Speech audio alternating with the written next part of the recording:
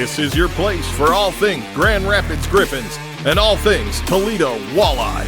This is the Hockeytown West Podcast with your host, Brandon Cook and Nick Harrington. And welcome back to the Hockeytown West Podcast, your source for everything Grand Rapids Griffins and Toledo Walleye hockey. I am one of your hosts, Brandon. I'm Nick. Still got Phil. Still hanging out. I like Phil hanging out with us, hopefully for all of October, maybe November, who knows? Maybe he'll be a good luck charm and we just got to keep him all season.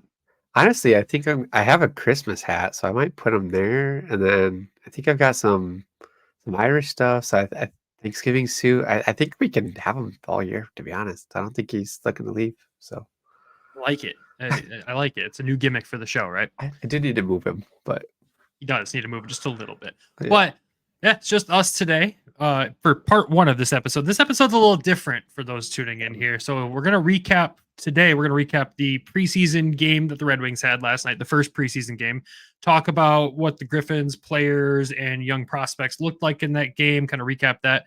And then we're going to bounce to past us interviewing and sitting down with Toledo Walleye forward Conlan Keenan. It'll be all three of us doing that interview. And then we'll wrap with just Nick and I here because Travis can't join us tonight. He's off on his anniversary trip with his wife, hitting a bunch of different arenas, catching some preseason action in person. I know their goal is to hit every NHL arena. So they're out there trying to accomplish a few more of those. And tonight he's playing spoiler at the Twins game, rooting on the Marlins for the Tigers. So what a guy.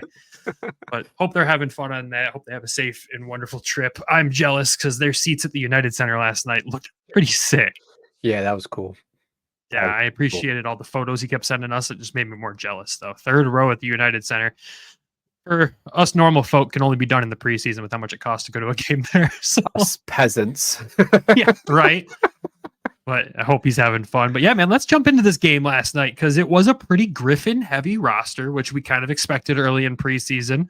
We got to see, Carter Mazur, Amadeus Lombardi, Marco Kasper, Sebastian Cosa jumped in the mix there, and MBN, who we think will be a Griffin. Maybe 2BT. Yeah, right. MBN 2BD. Overall, a good game for the Red Wings. They come out with the win, which a win in preseason it's a win, but a win against Chicago is always a positive. But there's a lot of positives to pull from this game, especially on the prospect side of things. So we'll jump to the obvious one first, Marco Kasper. And we said after training camp that I think he's taken some steps that people didn't expect him to have taken already in this offseason. And he looks absolutely incredible out there. And he was flying last night. What did you think of him? I'm starting to wonder if I was glad to be able to watch him for the first time because in the red-white game, I was too close to the boards to be able to really watch him perform. I mean, it was tough to be able to watch, keep an eye on him. And so I was able to watch him last night and being able to see like that move that he did in front of the net where he just cuts across was just sick. It was like, hey, it's Marco was like, I'm here. Like, here I am. I'm ready. I'm pushing the door open. Here we are. That was on the PK too. Yeah. He's so good on both sides. So, I mean, it's for us, we're not super surprised to see this stuff because that's what he did while he was down here. I'm starting to wonder if they just kind of treat him like Simon they did last year. It was, hey, go down for half the season, pull you up at the very end, and get a few games in. So I'm wondering if that's the route they go because I just don't see a route where they're able to fit him into the roster unless they move him to wing. Which I mean isn't a bad option. We saw glimpses of that last night. We saw glimpses of that through training camp. He can play the wing really well, and it kind of allows him to be a little bit more aggressive. Which we always like to see him do. So yeah, that PK shift for him last night, like you said, we're not surprised by it. That's what we saw him do all last season. He eats up valuable seconds on the PK in the defensive zone or in the offensive zone. Sorry, both. He does, dude. He's so good on the puck, and he just again, it's a preseason game. It's one game, so you can't jump to conclusions too fast. But he's gonna generate a conversation this year. And it's fun for us to see Wings fans finally get to see what we've been talking about this whole time because we know that there's a lot of Red Wings fans that only pay attention to the guys when they're on the wings. We get that. Your casual fan, they're not going to see these guys and go in depth like we do. But it is a lot of fun to finally see him get that recognition. Even the Blackhawks broadcasters were like, I'm impressed with this kid.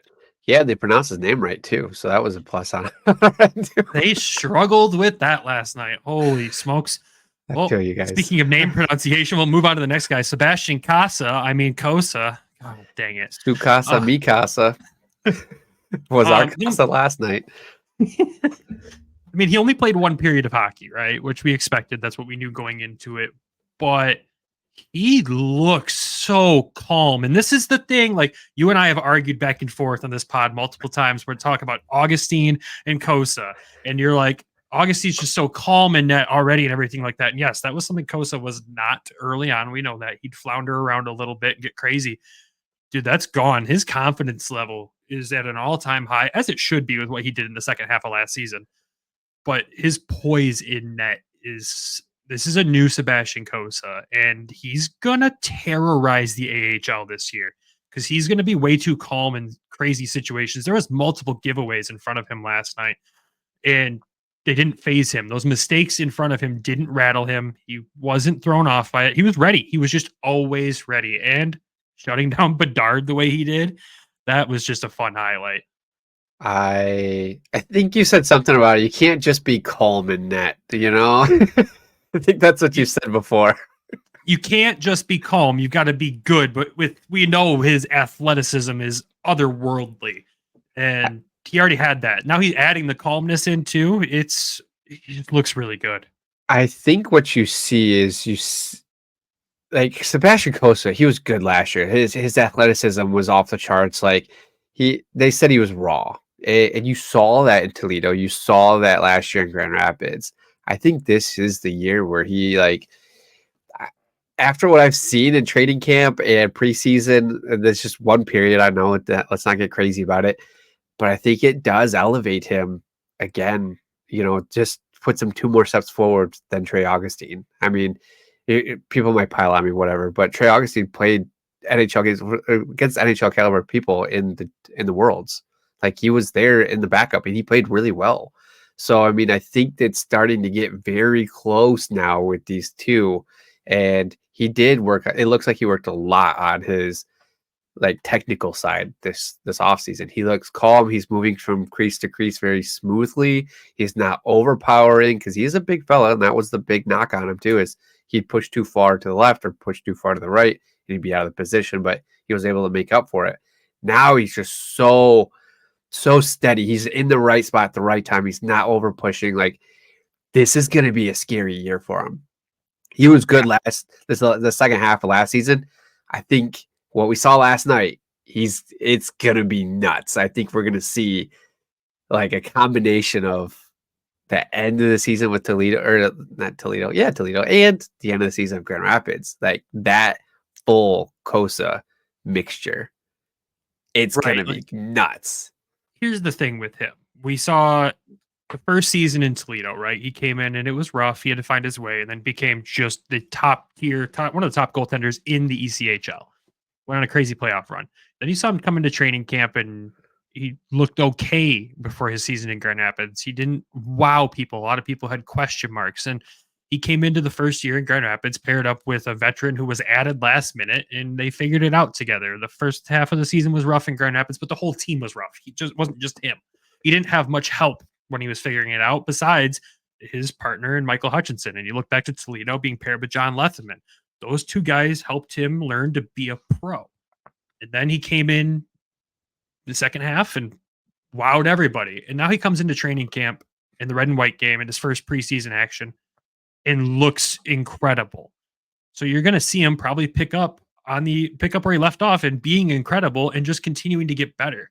And I think back to Tampa Bay, where, like, you know, everything goes back to Tampa Bay with Steve Yzerman, right? But you look at Vasilevsky coming in and you look at the guy that he was sitting behind at first, and like Ben Bishop, and everyone's like, Ben Bishop's not the guy, but is he the guy? Nobody knows who the guy is.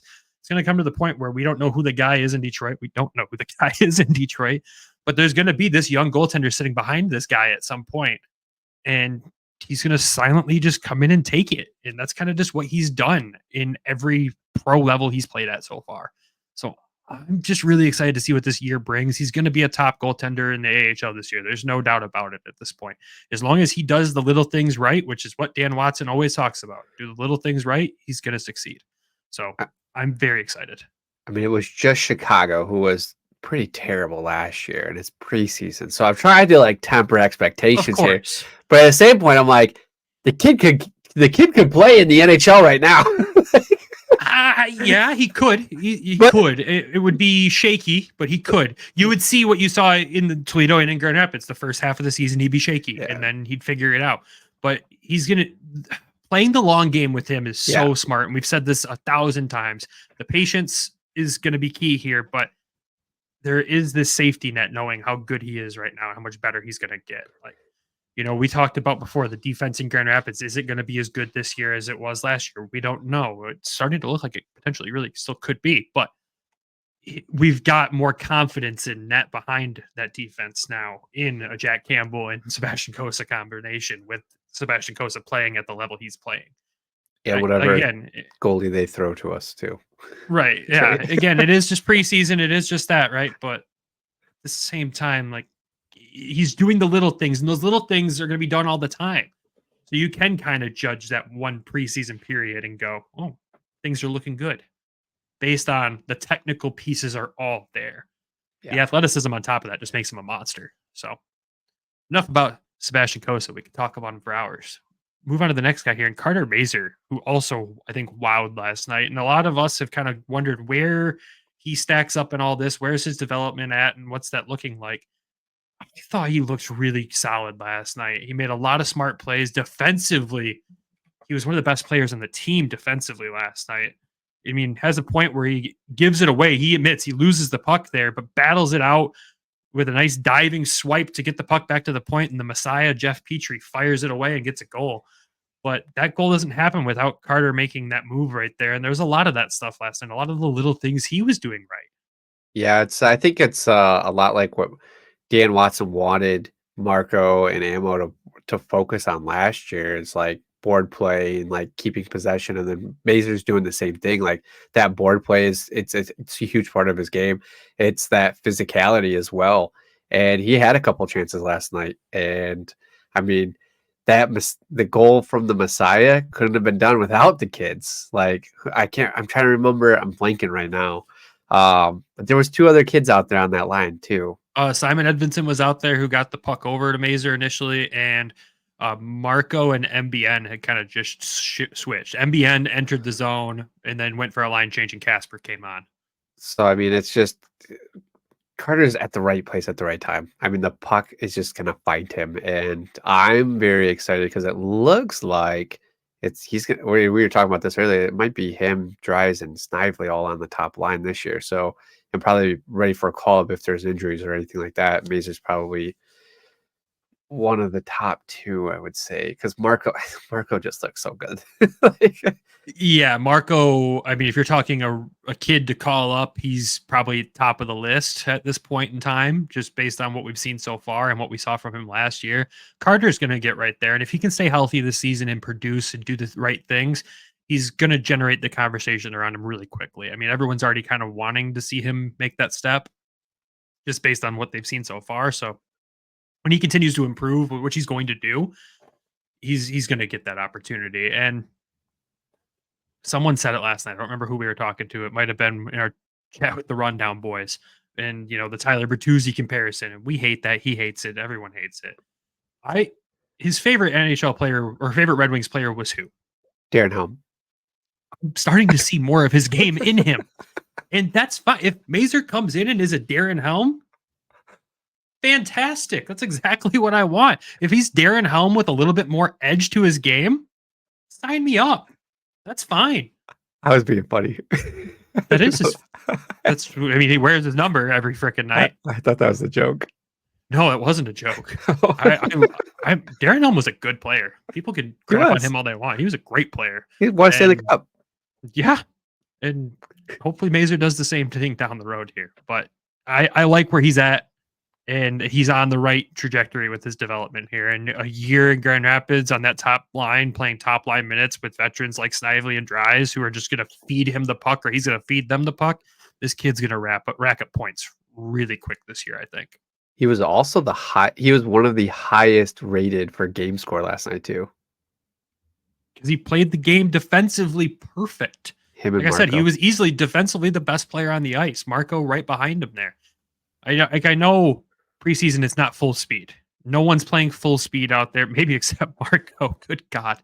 But you're not getting the true thing out of all of them, especially like you look at Larks and Raymond and Cat. Like they're not playing at 100% all out going for it. And didn't tell Larkin tried to take someone's head off, rightfully so, after they tried to Nia Raymond. That reaction was 100% warranted. I fully support Larkin and love that grittiness already from this team. This team is not going to take crap this year. We know that. I was like, what are you doing, Larkin? And then I saw the replay before that. I was like, oh, okay, this makes sense now. So it's warranted. I like it. And I think they're going to see that up and down the lineup. People are going to stick up for each other. It's that gritty mentality. That's Detroit, man, right now. It really is. You got the Lions grit. You got the gritty Tigers out there doing stuff. It's crazy. And you got the Wings carrying it as well. So it's fun. Another couple kids we got to talk about before we throw it over to the city review, though. Just quickly glance over it. Amadeus Lombardi, I think he played well last night.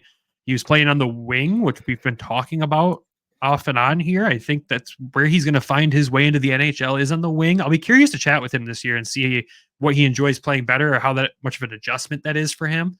But he looked good out there. I think he was playing strong on the body. You can tell he's bigger than he was last season. And I think it's going to take time with him. Like we said, I don't think he's NHL ready this year, but I think he's going to have a breakout season with the Griffs this year.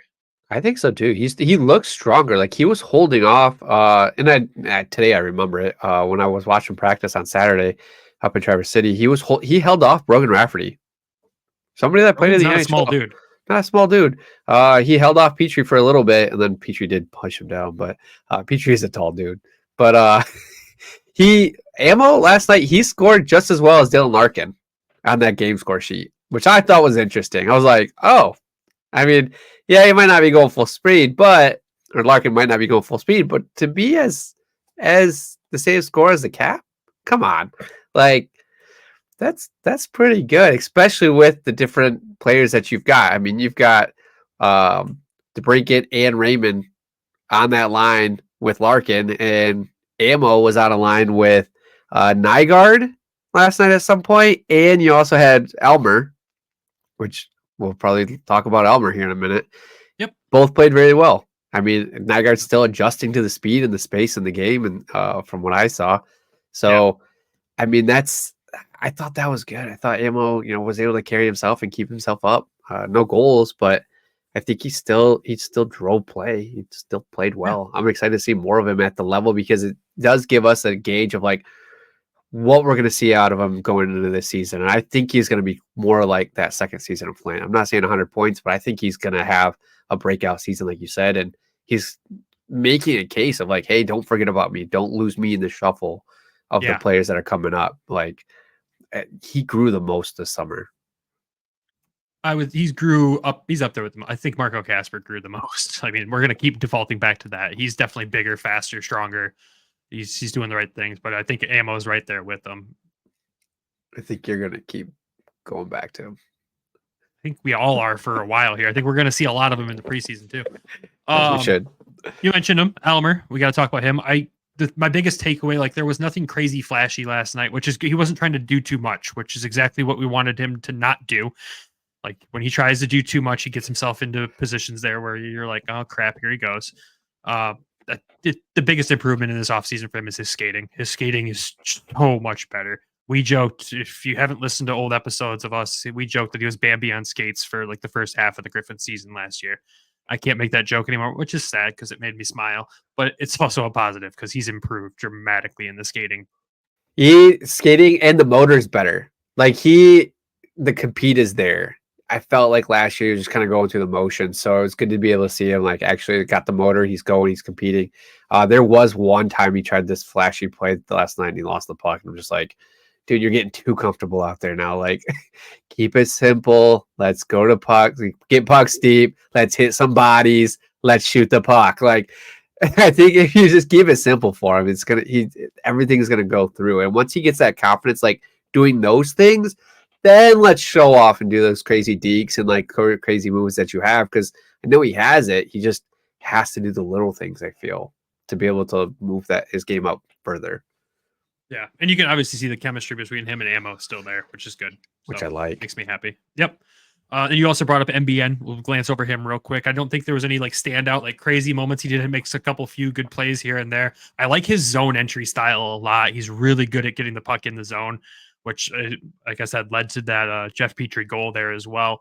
I can see him getting more comfortable. It's definitely going to take him time. I hope he plays a lot of this preseason. I hope he plays almost every single game.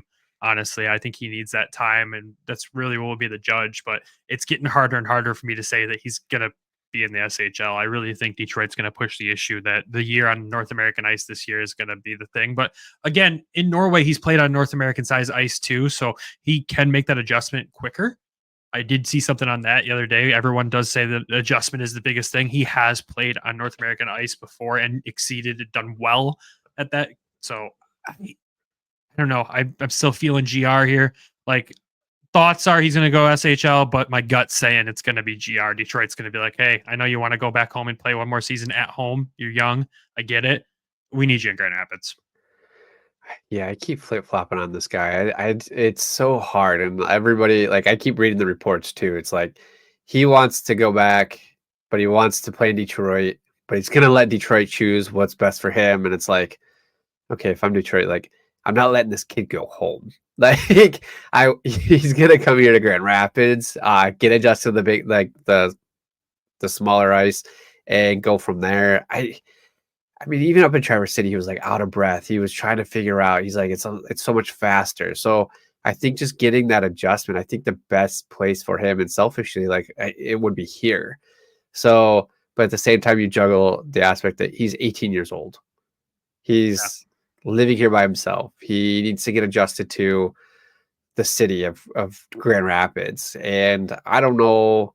I think his parents play a big role in him as well, of like influence, and I think they want him back. I think of course they do. Who doesn't want their kid close, right? It makes sense. Yeah. But So it's like, what do you do in the situation like when you've got family too? And it's hard. It's hard on these guys to be out here without their family. It's like their strongest support system. So like even going back to Sweden, like you have ASP, you can gain that chemistry, but at the same point, like I don't know. It's so hard. Like there's so many factors. So I mean, I would love for him to be here. I mean, even playing third line or second, I don't know. Like I have no idea where to put him in the lineup at the moment. But to put him here, let him adjust, let him get used to it. I mean, we've seen the defensemen. It takes a year and a half for them to get adjusted and ready to go. Here, forwards are a little bit faster. So I think it'll take about a half a season here, honestly, before he really like fully adjusts. Which I like Marco. You say selfishly you want him here, and you like, yeah, he wants to be by his family, and it's hard to be your first year 18 living on your own and all that stuff. Obviously, he'd be paired up with a player here that would probably help him a lot. Obviously, we've seen that. You look at like Ammo and Carter living together last year, but I think if I'm the Red Wings, I look at this and go, okay, do I want him over here at 18 adjusting to that, or do I want him at 19 having to take another full year to adjust? And then we're talking Detroit at 20. But if he can do it this year and do all the right things and speed the process up, then we're talking, okay, this kid's coming in at 19 and he's ready to be a pro and he's going to go do the right things.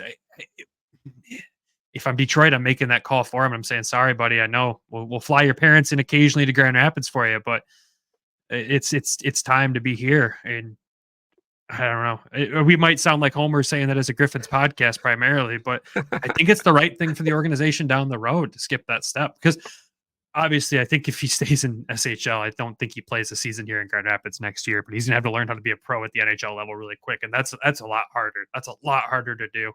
I think put him in this situation, especially, put him in the same situation as Nate Danielson, where it's going to be your first year being a pro as well, being away from home and doing all this.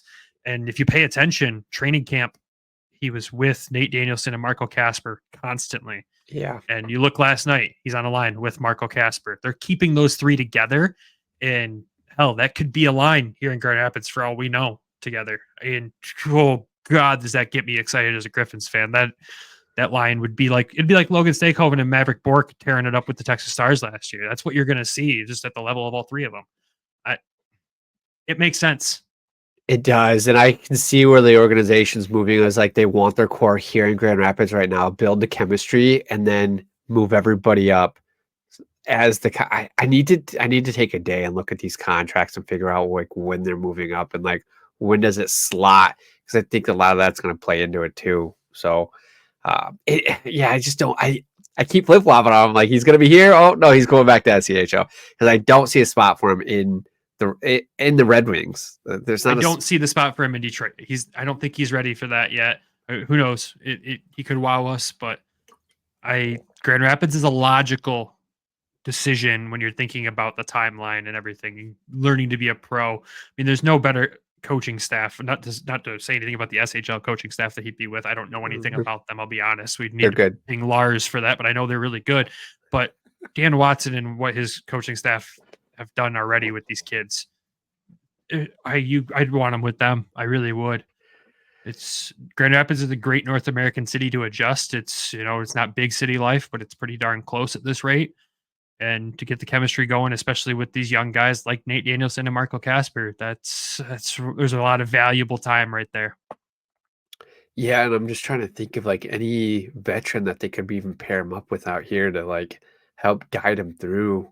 There's a lot. There's a lot that could do it the right way. I mean, you look at a Snively and Dry situation, honestly, that wouldn't be a bad combination there as well. I mean, there's so many good veterans on this team. You look at Shiner, Dids, and all those guys too. Raff. Everyone's going to be able to help them out. It'll be interesting though to see. We won't know until opening night. Honestly, we won't know till then. I just want to see more goals from him. I want to see more shots from him because that's his big thing. Is like his shot is this fantastic thing, and it's like, okay, you see it in Japan's Olympic.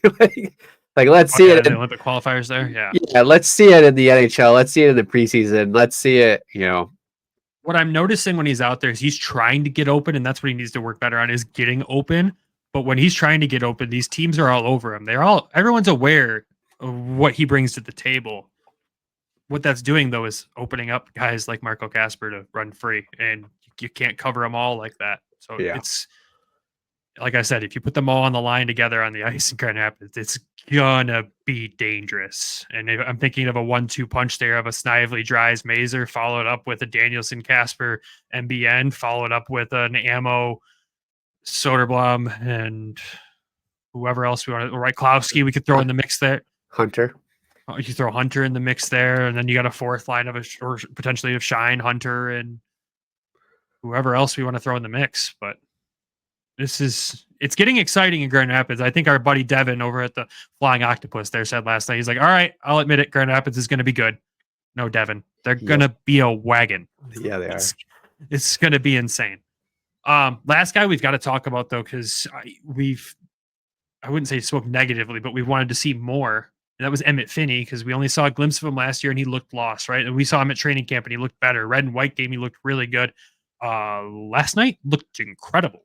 Yeah. For what he was up against there, especially that one battle in the corner there. Ammo gets put into the boards with the puck. Finney takes it off of him, gets around a couple guys, and gets the puck back to Gustafson, who finds an open Olimata, who does what Olimata does when he's in that exact same spot every time, rips it, and we have a goal. Emmett Finney's got a point in this game and looked just really good.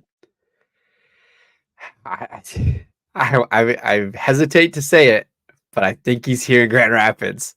I don't think he can be. We got to get clarification on this. This is where we will openly admit we are not experts. We don't understand contracts, the rules, everything like that. Someone's going to have to correct us that knows. Maybe we got to reach out to Prashant. It's been a while since we talked to him, but he'll be able to break it down for us. We just got to understand how it works. But I believe he's got to go back to the WHL this year. I think he does. He's played so well for a 7th round pick. He's got that, like, Nate Danielson last year was like gaining all this sizzle and like, hey, he's going to be with the Wings. He's going to be with the Wings. It's like, that's kind of how I feel with Emmett right now. Of like, he's ready to take that next step. Like he's good enough to play for the Griffins this year. I think. I mean, I would say so. Just the motor on this kid. Here's what I'll say. If he's not good enough to play with the Griffins, he's good enough to play in Toledo. And I don't hate him learning to be a pro down there either. I want to continue to use the Walleye as a development system like we have been doing. Walleye fans would love him. They would freaking love this kid.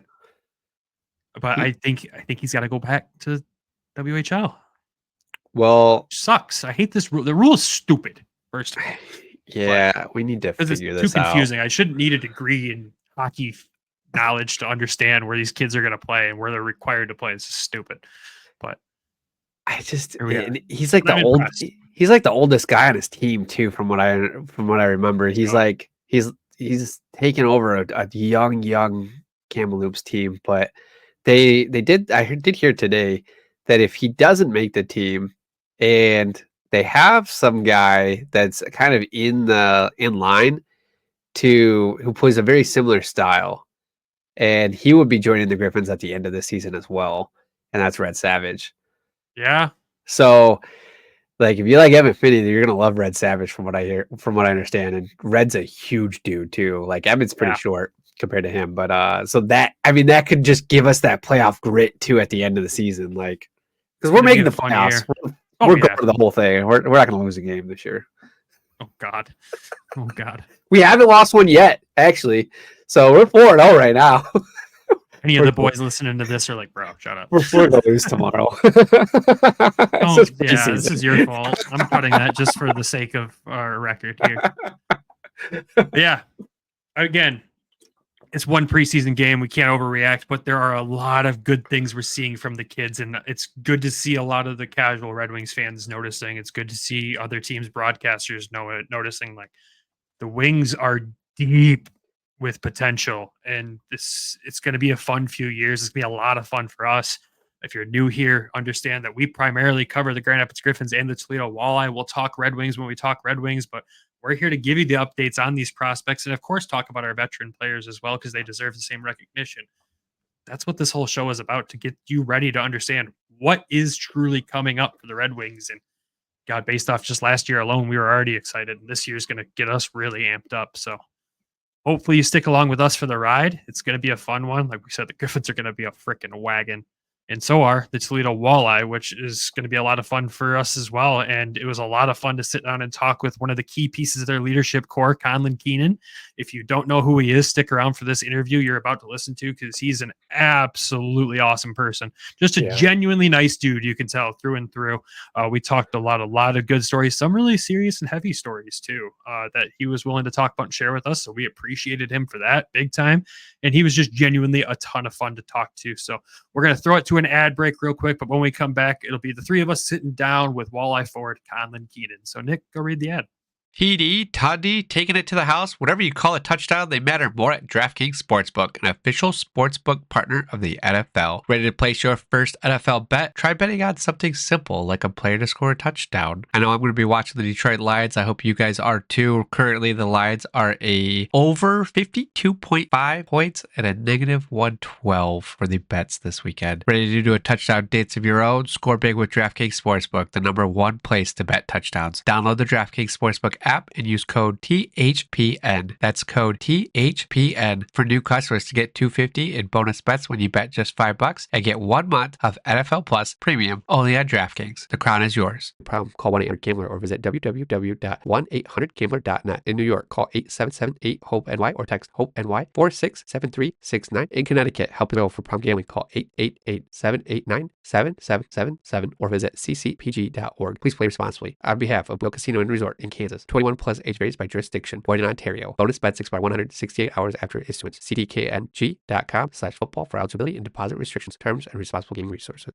And welcome back to the Hockeytown West Podcast, your source for everything Grand Rapids Griffins and Toledo Walleye hockey. I'm one of your hosts, Brandon. I'm Nick. And I'm Travis. Oh yeah, you got Phil back there too, Nick. Yep. Thanks for getting him in. We are joined today though by a special guest. We've been waiting for this one for a minute here. Joining us today, he's one of the captains of the Toledo Walleye, who's gearing up for his 4th season in Toledo. Please welcome to the show, Conlan Keenan. Conlan, how you doing, man? Good. How are you guys? Thanks for having me on tonight. Thank you. This is an absolute pleasure to have you on. Thank you for joining us. How has the summer been treating you so far? Really good. It's been busy. It's that time of my age when everyone's getting married and bachelor parties and things like that. So busy with that kind of stuff and, being home with family, friends, things like that. And, it's been going great. Good stuff. It's a good summer, right? Oh yeah, and some golf in there as well. Yeah. Speaking of golf, how's the caddy life at Oak Hill been treating you? Really good. It's a very unique job. I get to meet a lot of different people. I deal a lot with a lot of guests there, coming from all over the world. So I get to meet a lot of people that have unique backgrounds, and it's just a cool job. You're in the sun, you're on a golf course, and with great people. Who's probably like one of the coolest or craziest people that you've got to caddy for in your time there? And you can't say Brandon Hawkins. Yeah, well, Hawks is not allowed on the golf course there. I was with a few of the Sabres guys at the end of the summer here, Rajan Stalin and Jack Quinn. So that was cool, just really down-to-earth guys, and we got to talk a lot of hockey and things like that. Yeah, I would say that was a pretty cool highlight of the summer there. And for football fans, Mason Crosby and Jordy Nelson. Oh, that's super cool. That's cool. Yeah, so I was out with them early in the summer as well. That's awesome. What got you into caddying? It was my first job when I was probably like just in high school. Obviously, I really loved golf and thought it'd be a great high school job to do, and kind of through college, and it's just kind of stuck with it that I'm able to create my own schedule. And as I said, like, I love golf and being out in the sun and on a golf course. So it's just a great summertime job for me where I can kind of get away from the rink and get out there and do that kind of thing.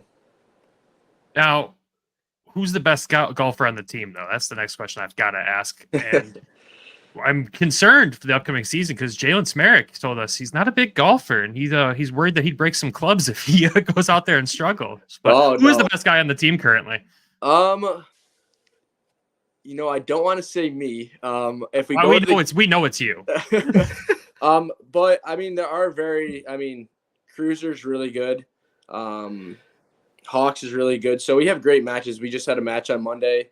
Cruiser and Spees versus Blisser and I out in Stone Ridge, and Blisser and I did lose. We lost in the 17th hole. But there's always another game that we're going to play. So, but they're both great golfers as well. So there's a lot of talented guys on the team. The one guy who needs to work on his game is Dalton Messina.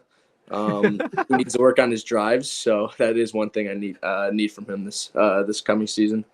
Is it straight up, or are you giving shots, or? I'm giving shots. I feel bad for Dalton. My drive is what kills me too. So I get it.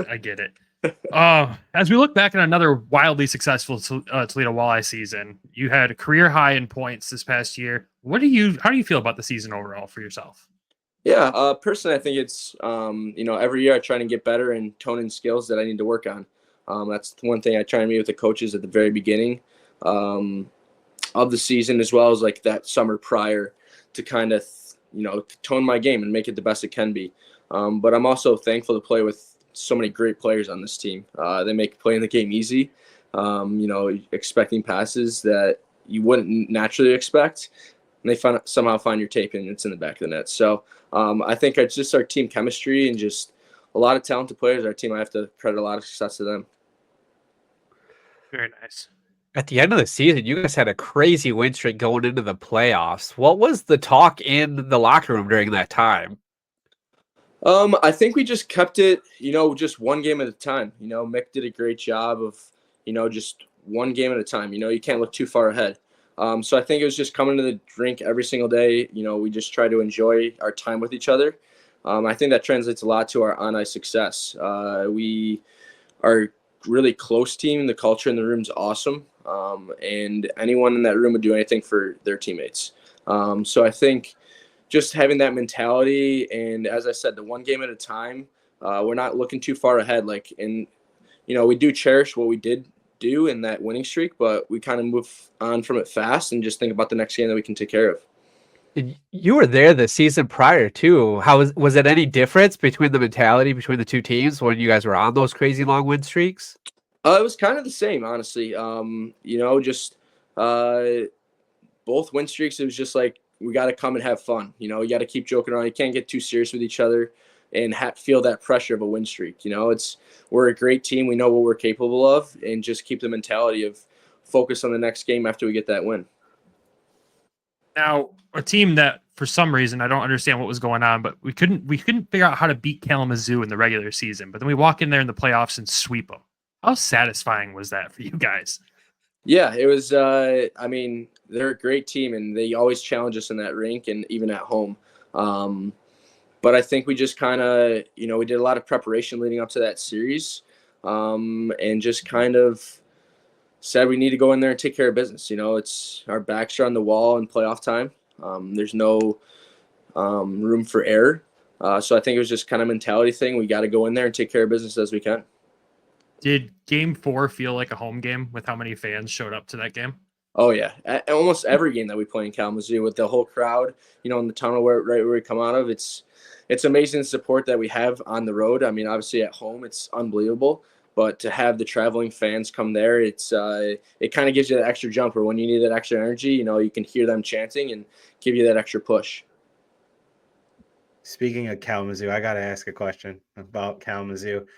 First thought when you heard that they forgot their jerseys.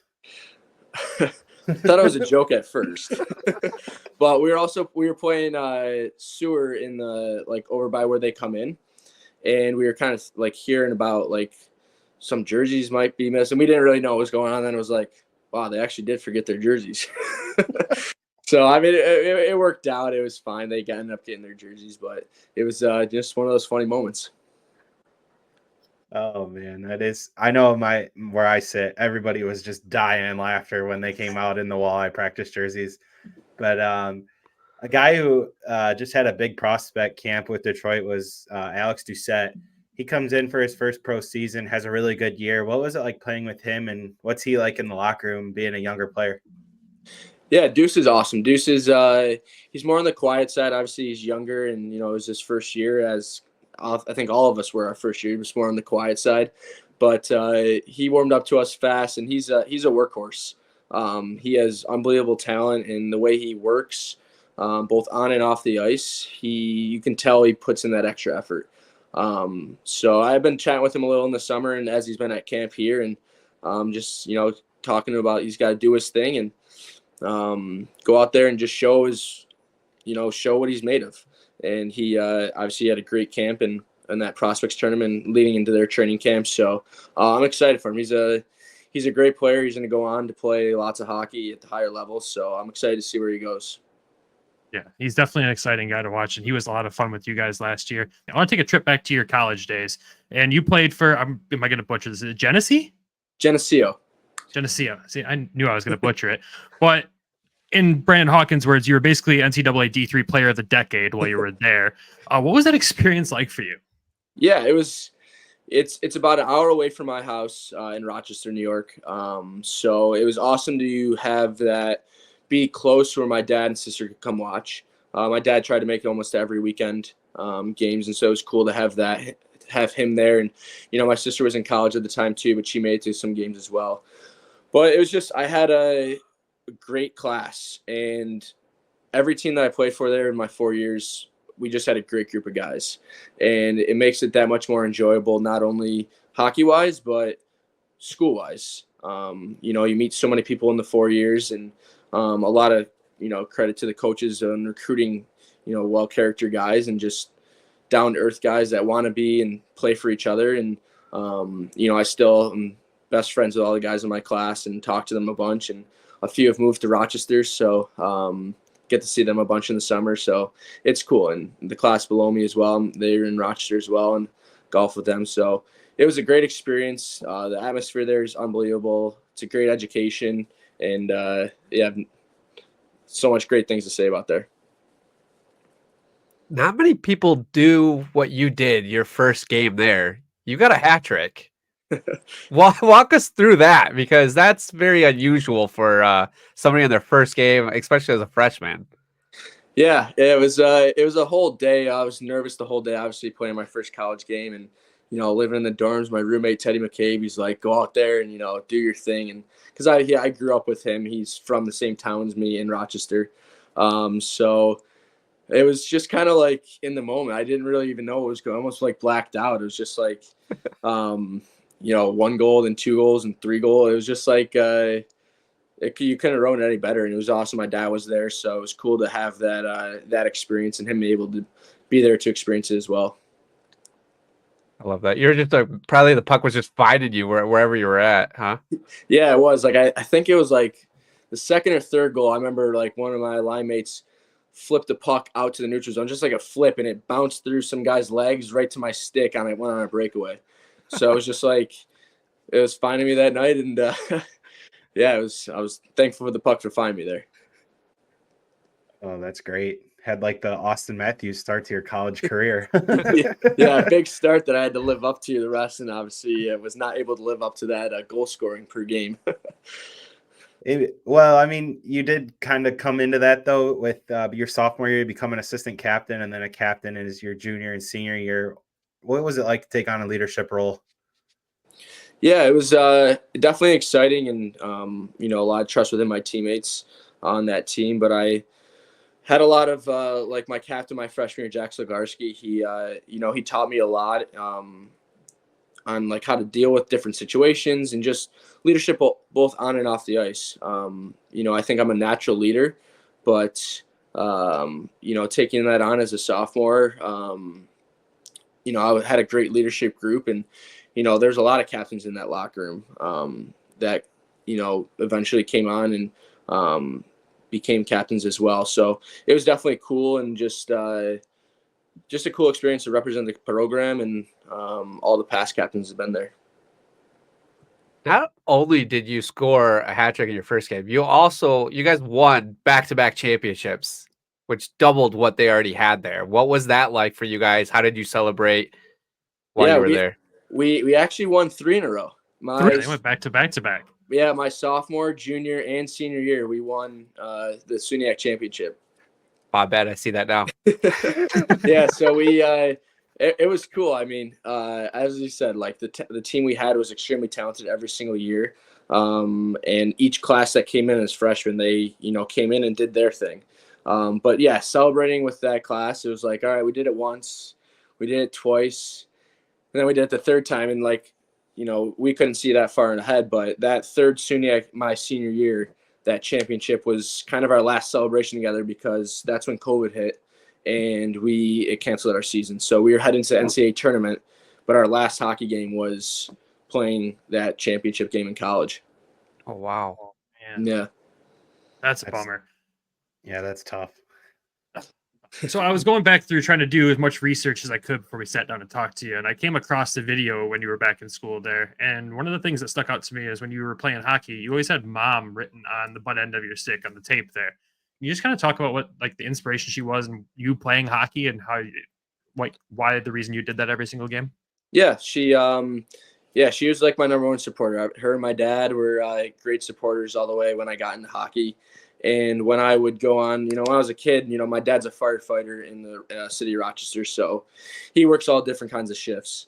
So on nights when he was working or days when he was working, my mom was the one to bring me to practice, games, tournaments all on the weekend. I mean, we know how it is when you travel as a kid, you're all over the place.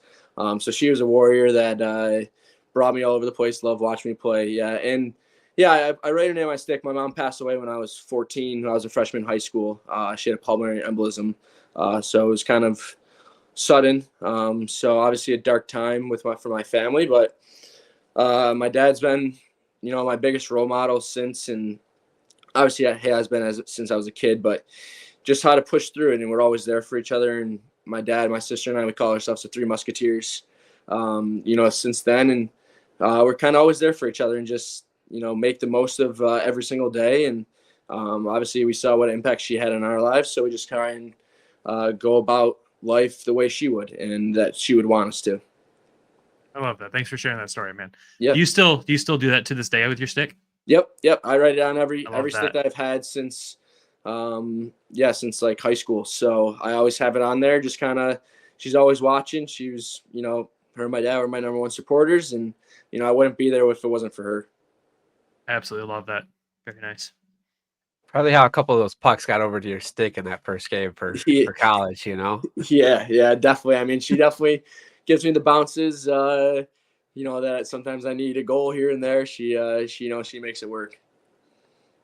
makes it all the more special. It's like she was right there with you the whole time, you know? Yeah, absolutely. Yeah, it is cool. And I have like a picture when I was a kid, you know, there's a picture of me skating up the ice and she's right in the background. So I have that hanging in my bedroom, you know, just showing that she's always watching. And, you know, I wouldn't be there if it wasn't for my parents. Yep. After college, you end up in Tulsa for a season. Kind of a weird season being that it was the COVID year. What was it like playing there? Yeah, it was cool playing there. Yeah, I was obviously bummed. I was signed with Toledo to play that year, and obviously Toledo did not play. So I got loaned down to Tulsa, and it was a cool. I mean, I never knew where Tulsa was before that, so I didn't know it was in Oklahoma. But yeah, it was kind of like all of a sudden, like from my agent, I kind of got a call like, "Hey, this team needs guys. Like, here's an opportunity to go play." And I was obviously nervous. Like, I never played pro before. And obviously COVID is a weird situation, but I literally packed my car in one like couple hours and got on the road because it's a 17-hour drive from New York to Oklahoma. So they were like, "Hey," Rob Murray was the coach. He was like, "Hey, can you be in town and play on Thursday?" I was like, and this was Monday. I was like, yeah, I'll be there. I'll be there. So I got in the car and drove down there and, you know, was there all season. Met a lot of great guys as well. And, you know, I had a great experience my first year and, you know, learned from a lot of veterans who played on that team that season, and was able to up my game and, you know, have a strong season coming back to Toledo. Nice. So obviously you signed in Toledo. Toledo's back in action the next season. What was your first reaction playing in front of the fans that are in Toledo? Yeah, it's as I always tell people, I could explain how it was, but you have to be there to experience it. But it was surreal. It was unbelievable. I had chills the entire game. They never went away. And just, you know, the goal horn, the screaming, the national anthem, like you jump on the bench almost like, what was that? And, you know, because the guys still kind of warn you about that. But, yeah, even your warm-ups, like you go out there and there's fans all over the place and signs and everything. It was such a cool moment, and I'll always cherish it. And even every game, you know, the first game of the season every year, you know, it's always like, all right, we're back, and you still get those first chills.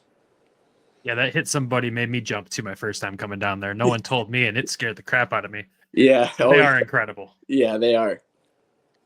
That season, that 21-22 team, special team, right? You guys go all the way to the final. Doesn't quite go your way, but what was it like being on that team? Yeah, it was definitely cool because that was my first year full pro, and there was so many talent. As I said, every team we have, there's so many talented guys, but just a lot of veterans on that team who've played a number of years of professional hockey. You know, one of my, you know, good friends I still keep in touch with this day, who was, you know, a great mentor to me, you know, not only a great friend, but taught me how to be a pro, and that was John Albert. You know, I sat next to him in the dressing room, and, you know, any questions I had or this and that, you know, where to be and just anything to answer, both on and off the ice. He was always there, and he's such a great guy and great leader. And he really helped me through that first year. And like, this is how you play pro hockey, and this is the lifestyle, what you need to do. And he, you know, he's still a great friend of mine to this day, and talk to him. And I still ask him for advice all the time because, you know, he's played a number of years in the league, and he knows how to get it done. Yeah, speaking of between him and TJ, what did you kind of take from them that, you know, now you're a part of the leadership group that you can apply some of the stuff that you learned from watching two guys that have played so long at the professional level? Yeah, those guys, yeah, they obviously had tremendous careers, and you know, obviously I'll never have as much skill as those two guys. You know, they're unbelievable hockey players, but just come every day to work and have a smile on your face and have fun. You know, that's one thing those guys always had, and, you know, they're always having a great time enjoying it. And, you know, leadership wise, they, you know, I think both of them did a great job. They got so, you know, they were very personal. So you could, doesn't matter if it was your first day, if it was your fourth year on the team, they treated everyone the same, and they welcomed you in with warm arms. And just, you know, if someone's having a down day, you know, you go up to them, and you go out to coffee with them or go to lunch or just talk to them. You know, everyone's going to have a bad day here and there. And those guys really taught me, like, to have a tight group and a winning team, you know, everyone's got to care about everyone. And I know I still try and do that to this day. If always, you know, keeping the guys up, and, you know, if guys are having a bad day or whatever it is, you know, try and make it better for them.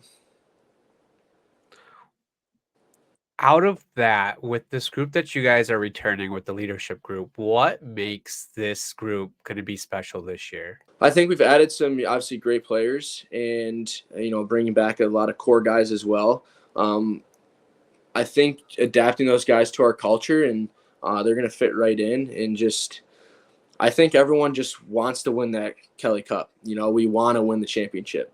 You know, guys have been battling for years and years to get it done. And obviously it's so hard to do, and it's such a long road. But I think there's just a lot of fire in that room. We've been so close, and guys have been so close on other teams, but, like, we need to get it done. I feel like we're going to start on a 3-way win streak here, 3 years in a row with you now. You did it in college. We're going to do it here in Toledo. Yeah. I would love nothing more.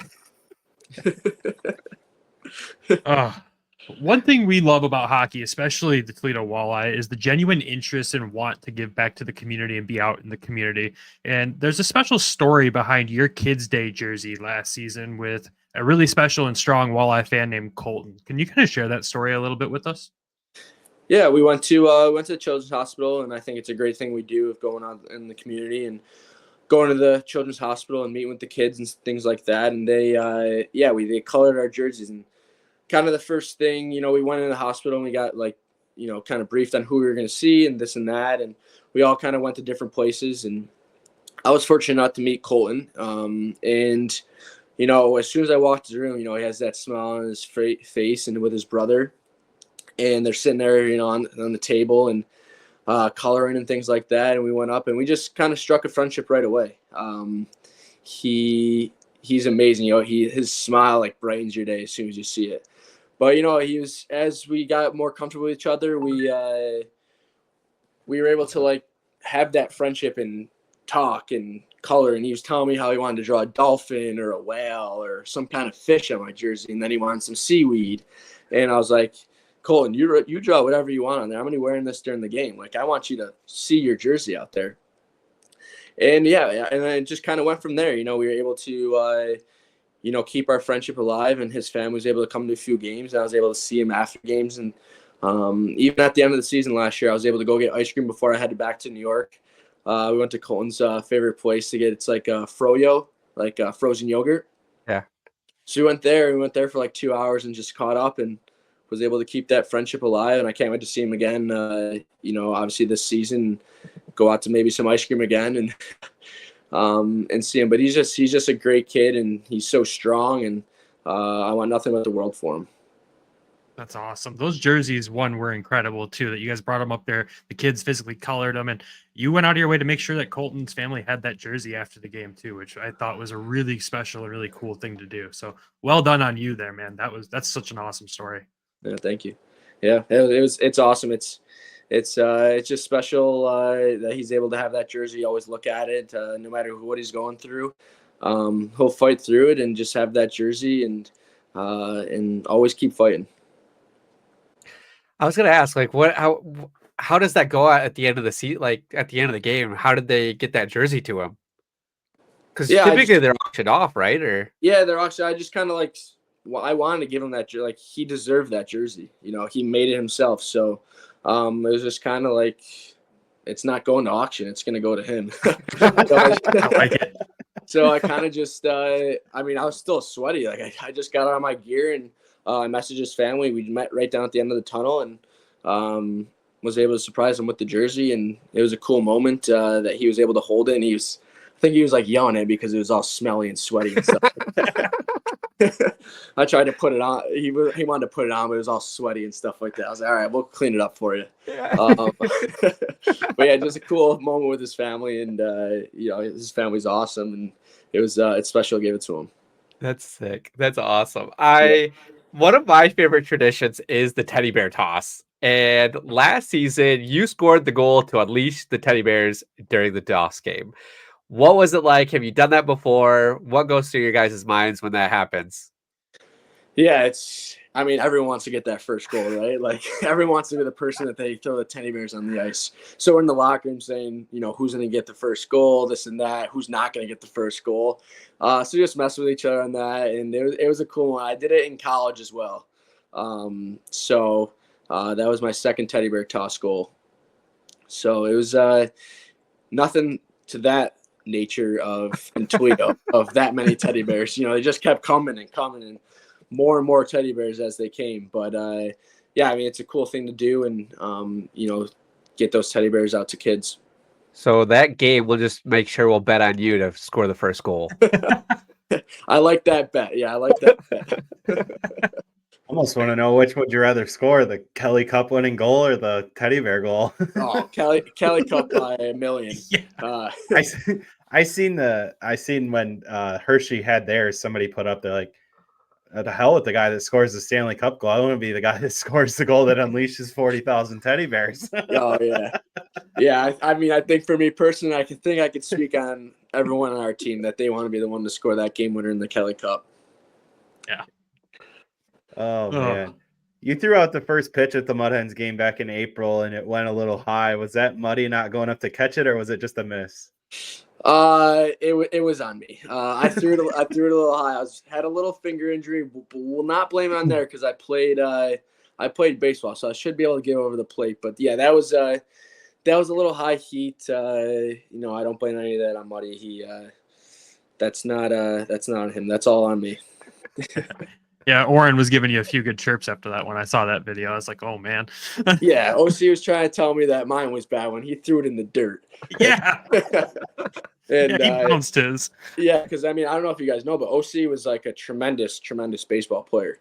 He was like unbelievable, like on par with how good he is at hockey, baseball. He still plays in a league back home in Alberta.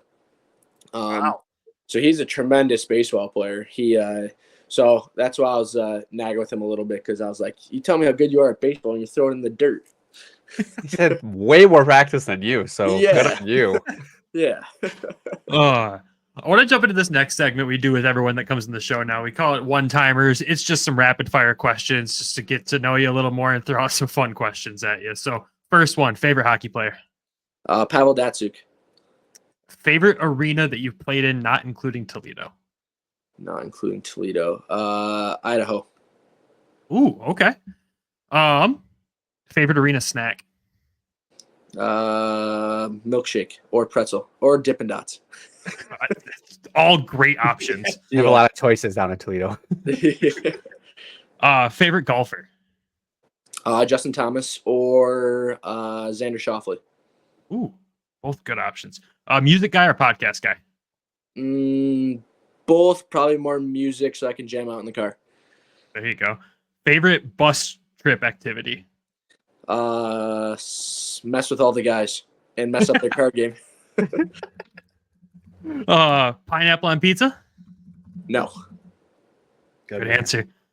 Least favorite arena to play in on the road? Say again? Least favorite arena to play in on the road? Kalamazoo. Ooh. Favorite road trip movie? Law Abiding Citizen or Invincible. All right. And then favorite music artist? Favorite Luke Combs. At least right now. Ooh, Luke there you Combs. go. There you go. That's a good one. All right. That's all I've got for those. Thanks. Yeah. Those are always fun. My last question for you is, with some huge additions this year, a lot of pressure on this team, how excited are you to get going? And what is let's just say, how excited are you to get going? I'm super excited. I've talked to a lot of the guys, and they're just excited as me. But I think, as I said, there's a lot of fire in this group. Everyone's excited to get going and kind of itching for that day to come when we can start. But with some huge additions and meeting everyone, it's going to be fun instead of, battling Schmerich or Redekop.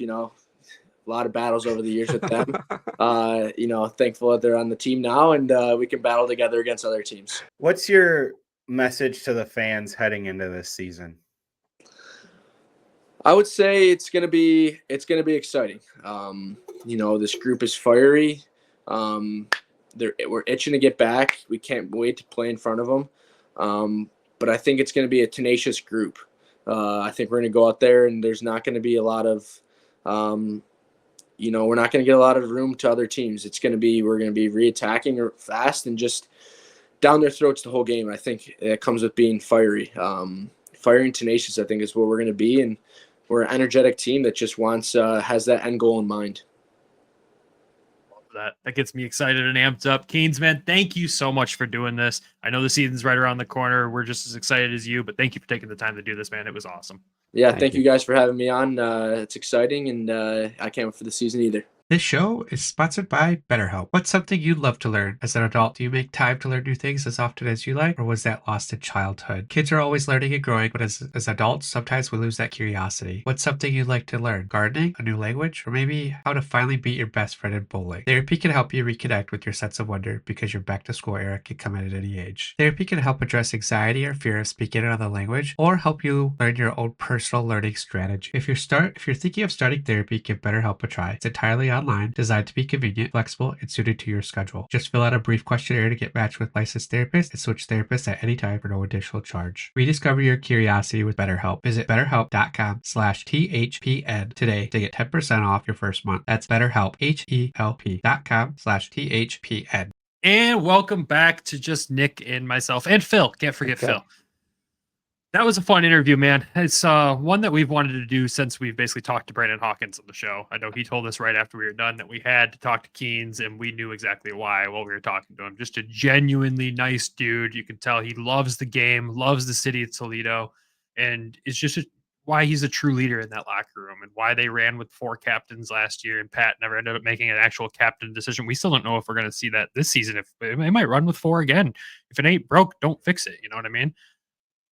We should ask somebody. I think we should ask somebody. Maybe we should ask, Pat himself. But anyways, that was a fun one. What were your takeaways from talking to Conlan? Big thing was that he was not at Jalen's house when he was doing the interview. So right off the bat, same setup. It's so weird. So and maybe he just did download one of those virtual backgrounds and put it there. But with Conlan, like the story about his mom, when I was reading the notes from us beforehand, I was like, oh, Brandon, you're going to ask that. But, and we asked permission before we asked it. So we didn't spook him on it. But that was just like a heartwarming story there to be able to hear the why and the behind the scenes things for that. So that was big. And I think that was it. I'm trying to think of something else. Well, you think about that. Yeah.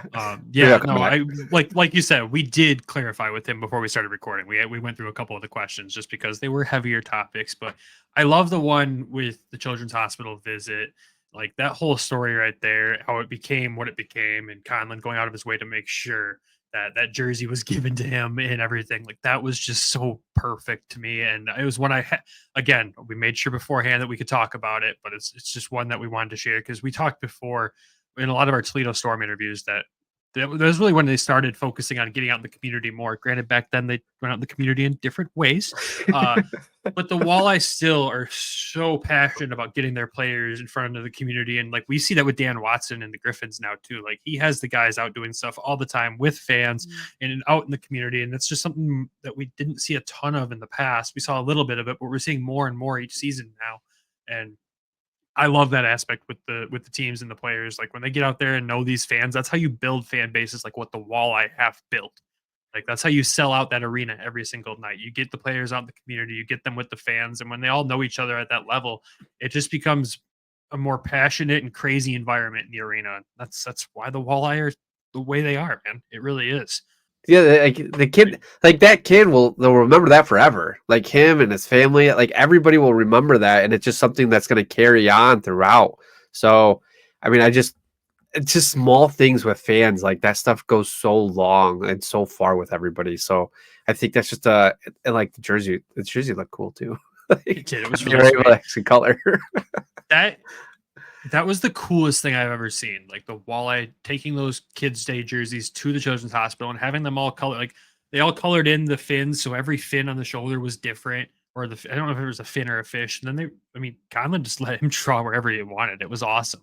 But that was such a cool thing to see them do. Like I remember a couple of years back with the Griffins, like they did the thing with Victor Bratstrom and had the Children's Hospital children design his goalie mask. And then Brad and a few of the kids gave that to him. And it was such a cool thing. And Bratz wore that for the rest of the season. And all of a sudden started playing really good too. It was really cool. So like, I love little things like that, the little community tiebacks, especially any involvement with the Children's Hospital or any foundation like that's always going to warm my heart a little bit more. And it was just cool.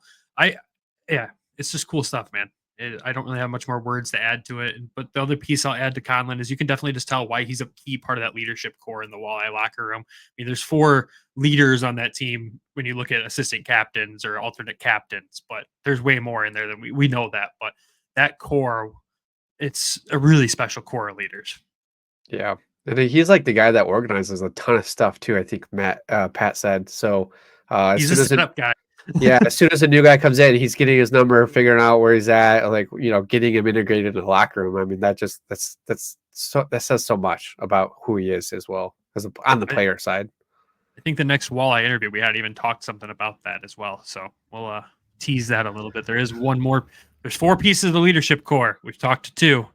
There's one more interview with another one coming up. We'll leave it at that. You can take your guesses who. But I think with that though, it's a good place to wrap up this episode. Great recap of the first Red Wings preseason game. Fantastic interview with Conlan Keenan and whatever this nonsense is afterwards with us. Perfect time to wrap it up. Yes. Yeah. So with that, everybody, thank you for tuning in. As always, though, we need to thank our sponsors, Everything Hockey. Make sure you head over to everythinghockey.com. Use code WEST to save a few bucks off your order. And, of course, the network sponsors, DraftKings and BetterHelp, and the Hockey Podcast Network themselves. Thank you for being fantastic hosts and making us better each week.